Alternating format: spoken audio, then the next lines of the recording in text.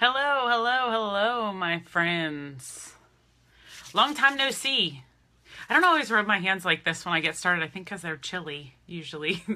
I've noticed in videos when I rewatch them that I do this a lot. It also really gets energy flowing in your body, so it's a good thing to do before you're about to speak or do something that takes some energy. It gets that friction going, which is like really super cool. So if you do that with your hands, this is a total sidebar, not the point of my video at all, but if you do this and then you go like this, you can actually feel like this really cool ball of energy in between your hands.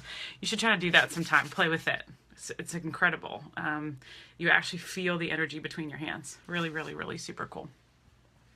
But hello, my friends. I just texted people and I messaged some folks to come in. It's a busy night. People are out and about getting their hair done and going for meals and all that kind of stuff. But I did a leadership training for a Pampered Chef team on Sunday night about lasting change. And one of the parts was about limiting beliefs and lasting change. And so I figured I would share it with all of you because I thought it was really, really powerful. Hello, Miss Delane. Hello, Katie. So excited for your damsel party.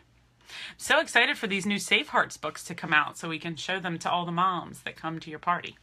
Super, super excited about that. And the parent guide for kids in tricky situations. I love that idea too. No such thing, well, I can't say no such thing, but it isn't really about stranger danger, is it? It's about our kids getting hurt by people that they know and love. So I'm super excited that they have that product. Okay, well, I'm going to get started. So as I said, I was facilitating a part of a leadership training on Sunday night with a Pampered Chef team. And the person who invited me to come wanted me to talk about lasting change because, you know, we all make goals. Lots and lots and lots of us make goals. But, you know, the statistics show that like within a week, sometimes 2 weeks, people are already off the goal wagon. And so she had asked if I could talk about something related to lasting change. How do we stay on the wagon? How do we keep up with our goals? And the first thing that I really talked about was this sense of our goals being on a continuum. So there's our comfort zone where most people live and never want to get out of and want to stay safe and don't want to take any risks. And then up the continuum is this sort of zone of discomfort. And farther down on the continuum is delusion. And what often happens is either we stay in our comfort zone and we never make a goal that takes us out of our comfort zone, or we make too big a goal so that it becomes delusional. A good example of that is weight loss. So somebody decides on January 1st that they're going to lose 50 pounds. And for a lot of people, that thought, that goal is so big that then it feels really, really overwhelming, not exciting, and they don't know how they're ever going to possibly lose 50 pounds. And so they never make the first step towards losing 1 pound or 2 pounds, right? So if you're a person that's never gone through the process of losing weight, what may make more sense is to make a goal to lose 2 pounds a week. Right? And that can be exciting. And there are some things you can do to work towards losing 2 pounds in 1 week versus thinking about trying to lose all 50 pounds. That's usually way too much. So then I led them through SMARTER goals, and I actually posted a picture on the Grounded Vision Facebook page of the SMARTER goals and all the words that go with all the letters on SMARTER. And so feel free to take a peek at that anytime you're interested. But I wanted to get into this other activity. So if you'll think to yourself, if you have a piece of paper, it'd be great if you could use a piece of paper. If you don't, or you're in your car, whatever, just listen and see what comes to your mind, stream of consciousness.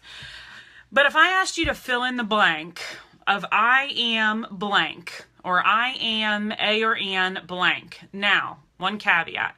I do not want this to be the roles you play. So I'm not asking you to say I am a mother, or I am a daughter, or I am, you know, a chef, right? Not that. But something about you. So an example might be I am silly, right? Or I am wealthy. Or I am determined, something like that. So I'll give you just a second. What comes to your mind? I am blank, or I am a or an blank. Come on up, Coley. Coley wants to say hello. Puppies have been lonely today. He's got such big ears. So here's my question for you. When you answered that question for yourself, what were the answers like? Were the answers really positive? Like, I am determined. I am successful. I am a fighter. I am a good student. I am a survivor. Something like that. Or were they maybe more critical? I am a quitter. I am a failure. I am a bad student. Because here is the takeaway. We will act consistently with who we believe we are. So if we believe that we're quitters, then the next project comes up, the next goal, the next big plan, and we decide it's too hard or it's too overwhelming or we just don't know how to do it, so we quit. And then when we quit, what do? We say, see, like I knew you were a quitter, see, right? But on the flip side, if you're somebody that says, I am really successful, or I am really determined, or I am a hard worker, then, you know, if you're somebody who says, I'm really successful, then all these like obstacles, these things that happen to us, like they don't really feel like obstacles, or they're like an anthill versus a mountain, because we feel like we're really successful and we look for ways to be successful and we don't let things get us down. Hello, Kristen. Thanks for joining me. Good to talk to you again. Kristen's a freaking good manifester too. By the way, Miss Kristen, I manifested almost $500 in the last week. So there, we're all in the prosperity game together. Woohoo! For all of us, right? And listen, there's enough. We're not in competition. There's enough for all of us. So super, super exciting. Good to see you on here. So again, if you were filling in the blank, I am blank, or I am a or an blank, not the roles you play, something about yourself. Do that activity and then figure out, did you say really positive things or did you say more critical things about yourself? And know then that we act consistent with who we believe we are. So if we believe that we're quitters, then the next hard thing that comes along, we're likely to quit. And then we're likely to tell ourselves, see, we're quitters. I knew I was a quitter. I knew I wasn't smart enough for that. I knew I wasn't attractive enough for that. I'm not successful. I'm not worth having anything good happen to me. But if on the flip side you say, I'm an excellent manifester, I'm really successful, or I'm a hard worker, or I'm a fighter, things don't get me down, then that's the way you're going to view the world, and that's the expectation you're going to have, and that's the behavior you're going to show. So people who are living in a positive place, thinking positive things about themselves, are going to bring about more positive because of their behavior and their routines, and because they're attracting it. Right? Like manifesting, they're attracting that happening. I think that is so, so powerful. Here's the downside to this, right? Is that most of these thoughts that we have came from like our childhood. So like sometime in elementary school, you learned that you were a good or a bad student. And then for many of us, we carried that information for the rest of our lives. It may have not been true for a really, really, really long time now. But we learned that at such a young age, it became so ingrained in us so young that it's hard now to like break that understanding. So one of my favorite questions, what data and evidence do you have of those critical things that you believe about yourself? So if you believe you're a bad student, what data and evidence do you have today that that's true? If you believe that you're a quitter, what data and evidence do you have today that that's true? Or that's true about you in your adulthood, okay? I would ask you to ask that question of yourself there. And then what do we do in terms of turning this back to lasting change? What would we have to do to behave differently? And that's to change our beliefs. It's to raise our standards. We get what we tolerate. We get what we tolerate in our relationships, in our interactions with other people, in, you know, heck, what behavior I accept of my four-legged kids in my house. I will get what I tolerate. So if my expectations are really high, I'm going to get that. If my expectations are really low or I have really poor boundaries, I'm going to get treated like that. From my boss, my colleagues, my friends, my puppies, whatever it is. We get what we tolerate. So we have to raise our standards. We have to raise our own standards and understand that life is not about competing with anybody else. It's about competing against what we are capable of. You compete with you. You compete with what you're capable of. Not what Susie Jones is doing down the street or what your boss is doing or your best friend. Compete with what you're capable of. Live up to your own potential. Do that. And this is where coaching with me comes in, a total sidebar here. But part of what I believe that I do really well, and I'm trying to figure out how to say it in a website, is that I have a better visual of what you are capable of than you do, likely. And it's kind of like you're wearing these glasses that have gotten all fogged up over your life. And I come in and I clean them all off. And I reveal to you the potential that I see in you. And once you see the potential in you that I see in you, you can't help but run it down. You can't help but chase it. And so then I help you create a strategy to achieve that potential, to achieve that goal, to achieve that vision. And then I provide you motivation along the way. That's what coaching is to me. The challenge and the support to identify and clarify the goals, to create the strategy to achieve the goal, and then provide the motivation to get there. I love what I do. It's so much fun. Okay, here's a tweetable, as they say. This came from Brooke Castillo, and I'll say it a couple times. I love it. I love, love, love it. Quitting is a habit, and justifying your quitting is a skill. Woo! Quitting is a habit, and justifying your quitting is a skill. How many times have we ourselves or watched other people come up with all these excuses for why they can't get done whatever it is they're supposed to be getting done? My knee hurts. My back hurts. I don't feel good. My kid is sick. My car has a flat tire. Now listen, things happen. Things happen. I get it. Life happens. But here's the thing. Are we the kind of people that when we have something scheduled and then we get a flat tire, we just don't do the scheduled thing? Or are we the kind of people that then move the scheduled thing to another time so it still gets done? That is a question of priorities. That is a question of quitting or staying the course. That is a question of like, how good are you at justifying your quitting? How skillful are you at telling yourself all kinds of excuses to let you off the hook from doing what it is you wanted to do or committed to do?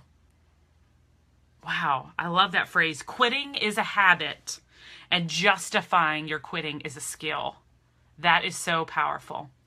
Kristen, what did you say here? I changed my thought patterns and thought positively about my dreams and felt my body feel the tingles and feels. So good. When we connect our brains and our bodies, there is nothing more powerful than us. There is nothing more powerful than us. And now that I finished reading the Bible, I'm going to start using that time meditating and doing yoga just so that I can get back in my body, because what I'm starting to realize is my body is way smarter than my brain. My body is way smarter than my brain, and it's trying to tell me things all the time. The reason I got burnt out and that so many of us have so much crap happening in our bodies that's really unhealthy and doesn't feel good is because our bodies whispered for a really long time that something was wrong and we ignored it. And then it started saying out loud, like, something's wrong, something's wrong, something's wrong, and we just kept ignoring it. And so when we finally paid attention was because our bodies were screaming at us and starting to shut down. And then we said, oh, I can't ignore this anymore.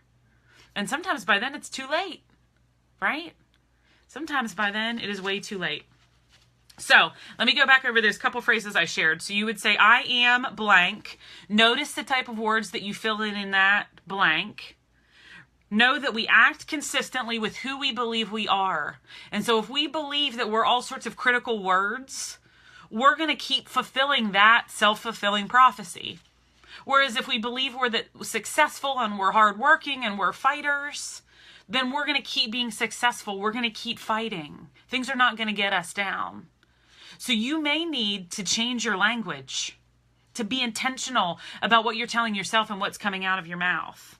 We need to change our beliefs. We need to raise our standards. We get what we tolerate. What is the standard you hold yourself to?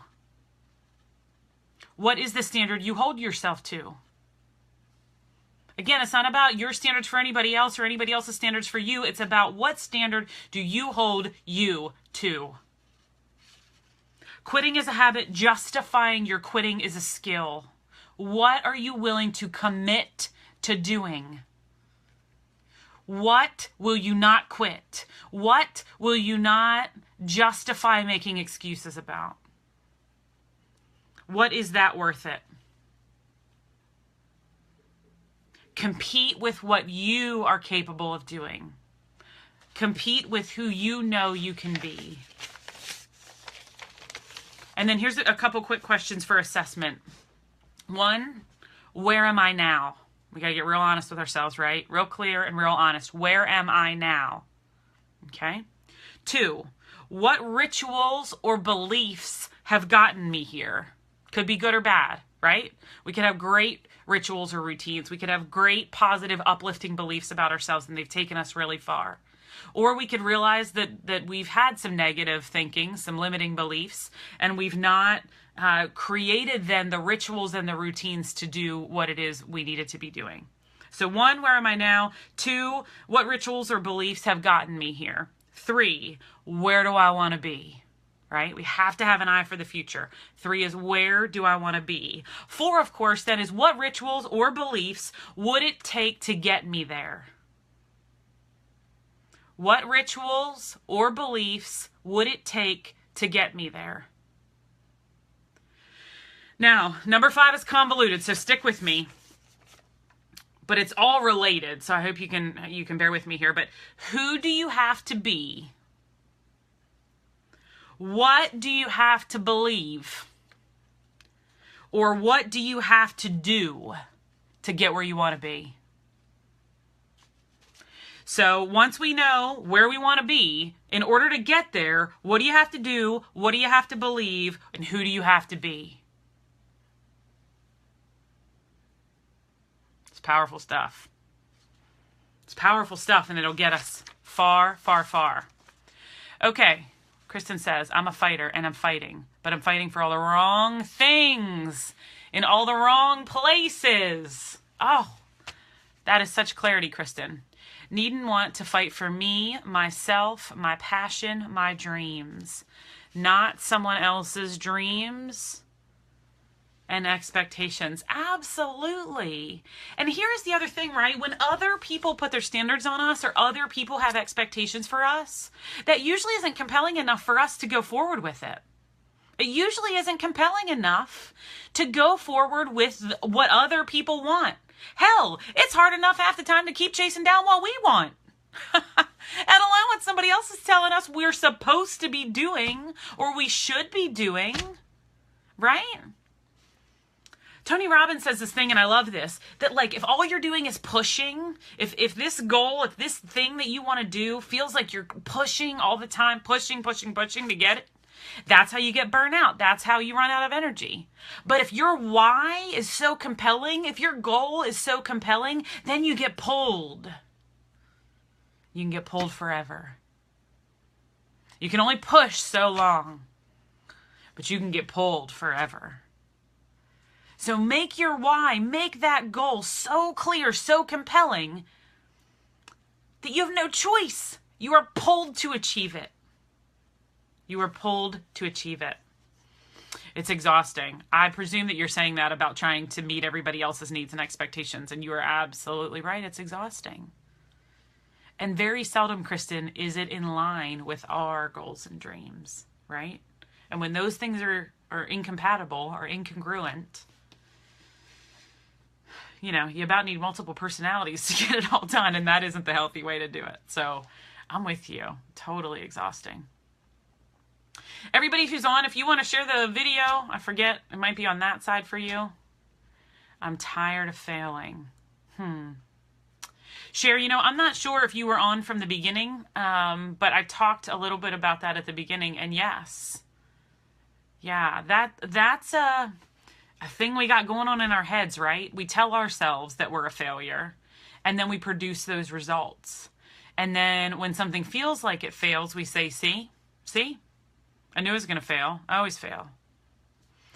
I don't know if you'd be up for it, but I do 1 hour free discovery coaching calls. So if you'd like an hour of coaching for free to see if you like it and see if we can handle some of that, address some of that failing stuff, I'd love to chat with you. Feel free to message me. That would be so much fun. I'm liking the hearts and the thumbs ups and the shares. I totally appreciate that. I think this is such an interesting topic, right? Everybody wants to talk about goals right now. Nobody wants to talk about staying the course. And frankly, I would argue it does not matter. It does not matter what goal we set if we're not willing to stay the course. Kristen said, oh my God, do it. It's life-changing. Oh, thanks for saying that, Kristen. I can't wait to see what you and Jennifer Miracle Best figure out about this radio show and to listen. Maybe you'd invite me on sometime. That'd be kind of fun too. Love to be on the radio with you guys. I actually just did, that's a great reminder, I did a radio show last night with my friend Gina, Life Coach Radio Network, and we're on iTunes. Actually, you can just search my name, Nikki Tobias, Tobias, on iTunes. We just did a show last night about lasting change. I talked about a bunch of this stuff I'm sharing with you here today, so feel free to jump on there and listen. That is an hour-long show, so we get into some more depth about goals and about lasting change. Here's the other piece I guess I would challenge you with that perhaps is an action piece, but also a belief piece, is around integrity. Integrity. Being someone who does what they say they'll do. Because, you know, there's a lot of people in the world don't have any integrity. They don't do a single darn thing they say they're going to do. And what happens when we deal with somebody who lacks integrity? Pretty soon you stop trusting them, right? It's like one of those, like, I'll believe it when I see it routines. Well, then when we don't have integrity, we do the same things to ourselves, right? We learn that we can't trust ourselves. I mean, that's intense. When we let ourselves down, when we do disappoint ourselves, that is the worst feeling on earth, right? I remember being younger, and if I ever got in trouble, I was a pretty good kid. But if I ever got in trouble, it was always one of those things that it was like, you know what, you don't even have to punish me. Like, no one could make me feel worse than I already feel about what I did, right? So it's like, when we don't have integrity, we lower our own standards for ourselves. And we learn we're not trustworthy. So then we put off the vibe that nobody can trust us either. And that might be part of this assessment about where am I now? Where am I going? What routines, beliefs got me here? What routines, beliefs, actions are going to get me to where I want to go? Factor in that integrity piece. Do you have integrity? Do people trust you? Do you do what you say you're going to do? Do you have high standards for yourself? Because just like Kristen and I were saying earlier, it doesn't really matter what standards everybody else has for us. It matters the standards we hold for ourselves. That's where we live. That's where we live, in our own integrity, in our own authenticity.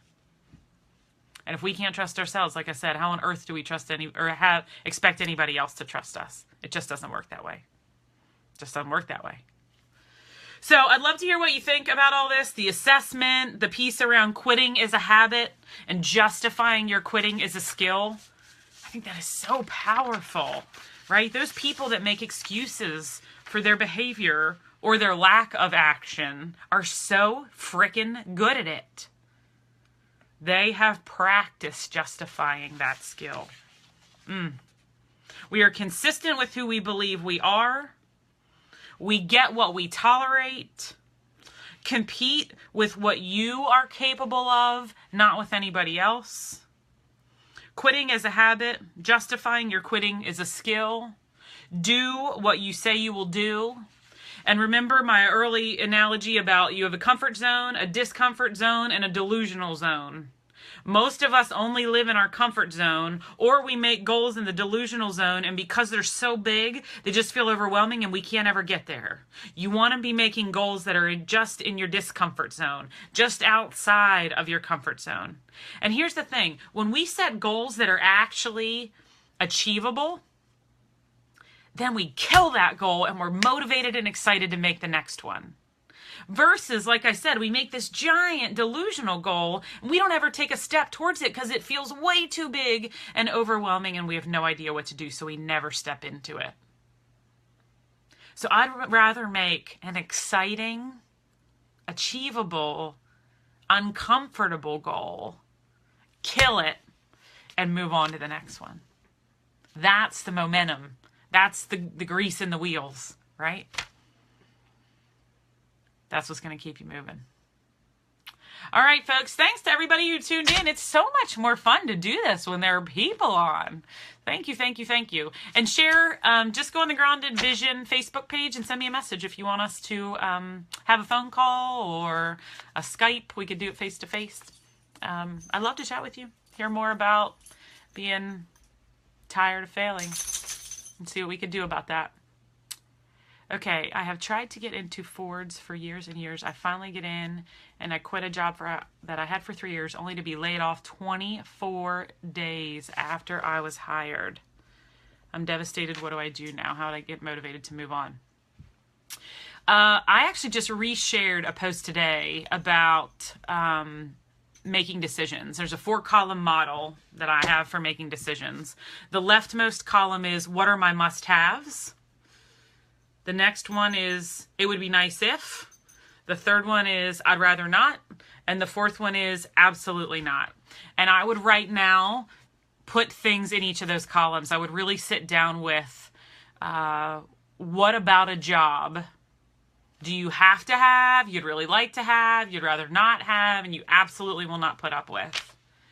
And that's going to do a couple things. It's going to provide you clarity. It's going to help you manifest the job of your dreams.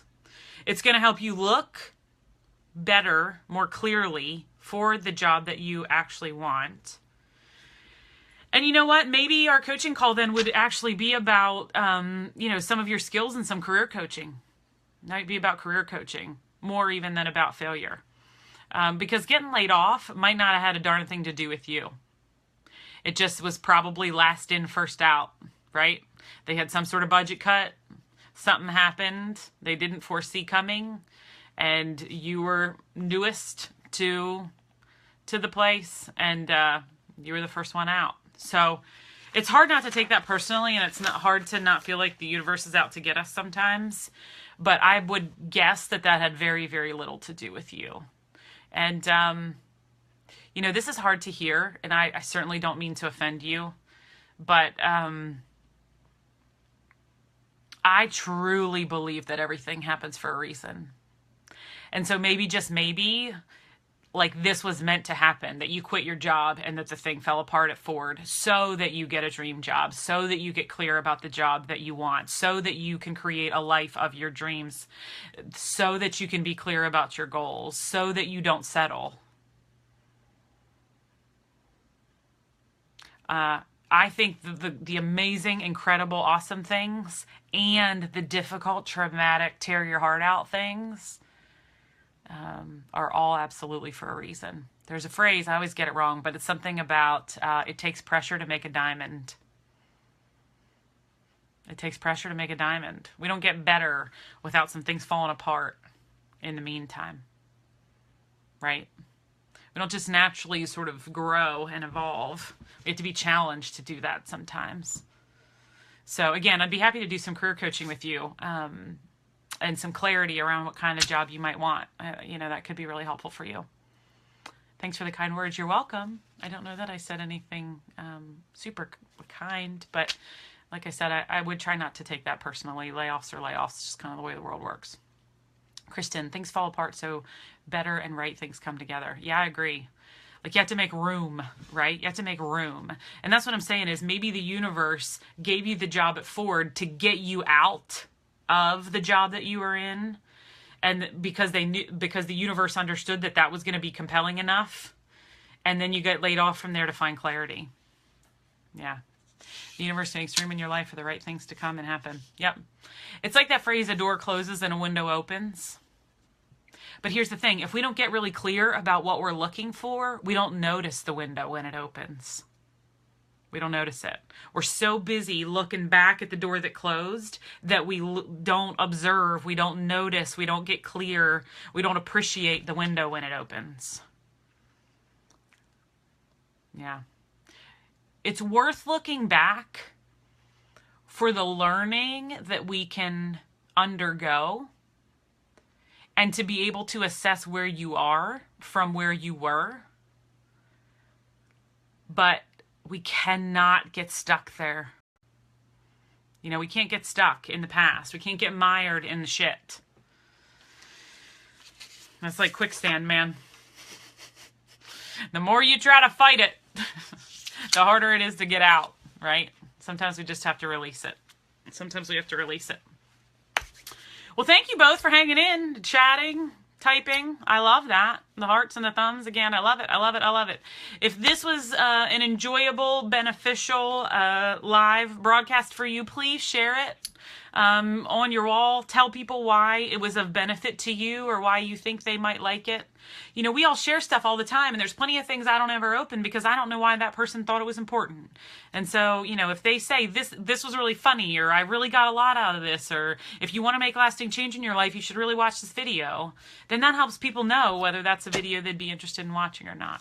So thank you all for all your support. Like I said, it's so fun. It's so fun to have people on with me. Kristen, you keep manifesting. You keep manifesting. You keep bragging. And I'm going to keep manifesting too. We got to stay on our game on this prosperity game. I haven't written my checks today, but today we will write checks for $21,000.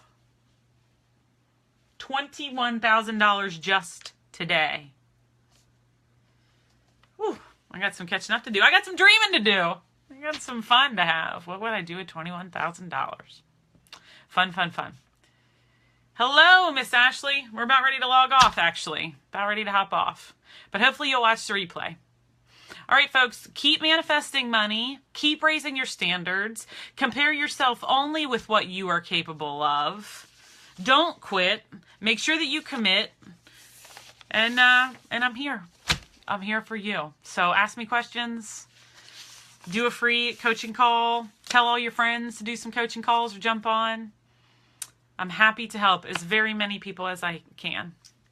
All right, folks. Happy Tuesday evening. Have a good one. Talk to you later. Bye-bye.